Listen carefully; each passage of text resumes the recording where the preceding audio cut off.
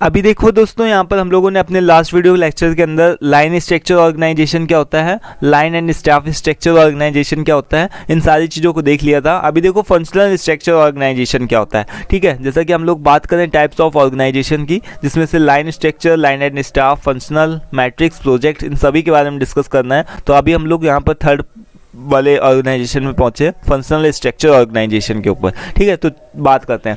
यहाँ पर देखो जो फंक्शनल स्ट्रक्चर ऑर्गेनाइजेशन क्या होता है दोस्तों, एक ऐसा स्ट्रक्चर होता है, a functional structure is a type of business structure, यानी कि एक तरीके का क्या होता है, बिजनेस स्ट्रक्चर होता है। Business structure organise a company into a different departments. इस वाले ऑर्गेनाइजेशन में क्या किया जाता है, अलग अलग डिपार्टमेंट्स में क्या किया जाता है, जो भी बांट दिया जाता है। ठीक है, तो यहाँ पर देखो एक प्रेसिडेंट है, यानी कि जो भी टॉप मैनेजमेंट है वो अपने पास में है। इसने क्या किया, अलग अलग डिपार्टमेंट्स को अलग अलग पावर दे करके रखी है। एक उसने क्या कर दिया है, R&D डिपार्टमेंट खोल दिया है, जिसमें रिसर्च एंड डेवलपमेंट होगा। फाइनेंस मैनेजर अलग होगा, मार्केटिंग का अलग डिपार्टमेंट खोला हुआ है, मैन्युफैक्चरिंग अलग हो रही है। ठीक है, तो इसी की है काम, इसी का है, प्रेसिडेंट का ही सारा काम है। लेकिन इसने क्या किया है, जैसे कि एक प्रधानमंत्री होता है, वो क्या करता है, जो प्रधानमंत्री होता है उसका काम ही होता है कि वो सारे लोगों को सुख सुविधाएं मतलब पहुंचाए, जो भी उससे टैक्स लेना हो, वसूले, कोई भी दिक्कत आती है, कोई भी कुछ प्रॉब्लम होती है, तो वो हर एक नागरिक के लिए जिम्मेदार है। ठीक है, बट अब उसके लिए तो इतना सारा पॉसिबल है नहीं, तो वो क्या करता है, अपनी पावर को लोगों के बीच में डिस्ट्रीब्यूट कर देता है। लाइक वो अलग अलग तरीके से जो भी हमारे अलग अलग स्टेट होते हैं, स्टेट वाइज लोगों को क्या करता है कि उन लोगों को अलग अलग गवर्नमेंट प्रोवाइड करता है। जैसे उत्तर प्रदेश के हो गए मुख्यमंत्री जो भी है, तो वो क्या है, योगी आदित्यनाथ हैं। ठीक है, तो इस तरीके से अलग अलग सबके पास में पावर क्या हो जाती है, डिस्ट्रीब्यूट हो जाती है, और उनका कर्तव्य बनता है कि वो सारे नागरिकों की, सारे सिटीजन्स की देखभाल करें। ठीक है, उनकी बात को सामने रखें, उनकी बात को सुने। ठीक है, उसके बाद में अब उसका भी क्या होता है, वो भी क्या करता है, अलग अलग लोगों के बीच में क्या करता है, अलग अलग लोगों को छोटे छोटे गांव के हिसाब से, कस्बों के हिसाब से अलग अलग एक एक मुखिया बना दिया जाता है। ठीक है, तो इसी तरीके से कंपनीज में भी क्या होता है, एक प्रेसिडेंट होता है जो कि टॉप मैनेजमेंट संभालता है। ठीक है, उसके नीचे कुछ एक मैनेजर्स आते हैं, फिर उनके नीचे भी जो भी होते हैं सुपरवाइजर्स होते हैं, फिर उनके नीचे वर्कर्स होते हैं। इस तरीके से क्या होता है कि फंक्शनल मतलब कि अलग अलग जो भी फंक्शंस के हिसाब से जो भी काम होते हैं वो अलग अलग डिवाइड होते हैं। तो यहाँ पर देखो क्या लिखा हुआ है कि these department serve as functional units and departments head. ठीक है, in each department team members support up the chain of command of to department head. ठीक है, सारे ही लोग क्या करते हैं, अपने अपने डिपार्टमेंट के हिसाब से काम करते हैं। लाइक R&D जो भी मैनेजर होगा, अपने नीचे जितने भी लोग हैं उनसे काम को करवा करके काम को इकट्ठा करेगा।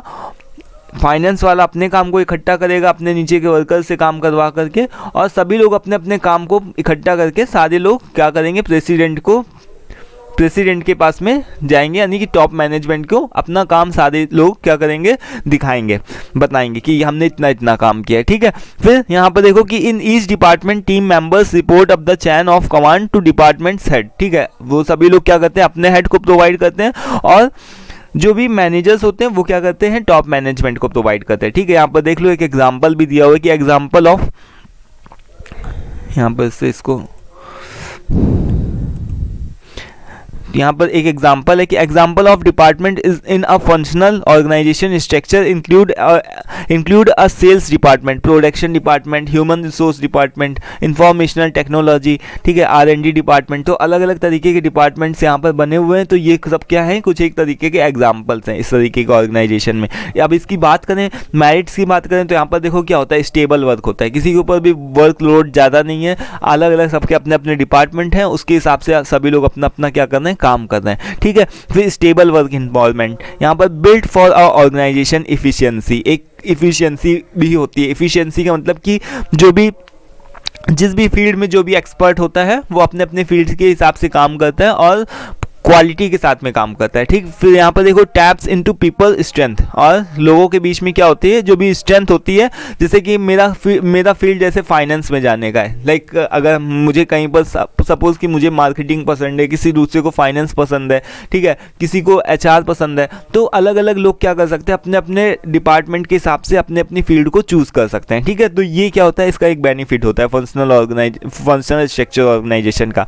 फिर डीमेरिट्स की बात करें तो यहाँ पर देखो देखो एक तो क्या होता है, कंपटीशन बहुत ज़्यादा हो जाता है। अलग अलग डिपार्टमेंट होते हैं ना, तो सबके बीच में क्या होने लगता है, कंपटीशन होने लगता है कि वो अच्छा काम कर रहा है, हम अच्छा काम नहीं कर रहे हैं, तो वो अपने नीचे वाले लोगों को डांटता है। ठीक है, इस तरीके से मिस चांसेस फॉर इनोवेशन, इससे क्या होता है कि हमारे जो चांसेस क्या होते हैं, इनोवेशन के चांसेस होते हैं, वो क्या लगते हैं, कम होने लगते हैं। फिर देखो इंक्रीज्ड इनफ्लेक्सिबिलिटी, इससे क्या होती है, इनफ्लेक्सिबिलिटी बढ़ जाती है। जैसे कि मान लो, जैसे मैंने बताया था ना कि अगर सपोज कि किसी भी एक एम्प्लॉय को अगर अपनी छुट्टी पास करवानी, तो अपने मैनेजर के पास में जाएगा, उसके पास में अपने सुपरवाइजर के पास में भी बोलेगा, मैनेजर को भी बोलेगा, टॉप मैनेजमेंट को भी दिखाएगा अपनी छुट्टी के बारे में, तब उसकी जाकर के छुट्टी पास होगी। तो कॉम्प्लेक्सिटी है, ठीक है, इनफ्लेक्सिबिलिटी, कोई भी चेंजमेंट करना तो इतनी आसानी से नहीं हो सकता है। ठीक है, सॉरी यहाँ पर देख लो।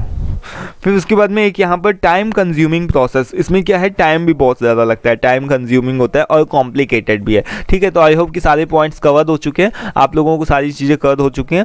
ठीक है, सारी चीज़ें क्लियर भी होंगी। आज की वीडियो में दोस्तों इतना ही रखते हैं। नेक्स्ट वीडियो में हम लोग मैट्रिक्स स्ट्रक्चर और प्रोजेक्ट स्ट्रक्चर 2 और बचे हुए हैं। ठीक है, इन दोनों को भी डिस्कस करके इसको ख़त्म करेंगे। ठीक है, सो आज की वीडियो में फिलहाल इतना ही, मिलते हैं नेक्स्ट वीडियो में। Till then take care, thank you and bye.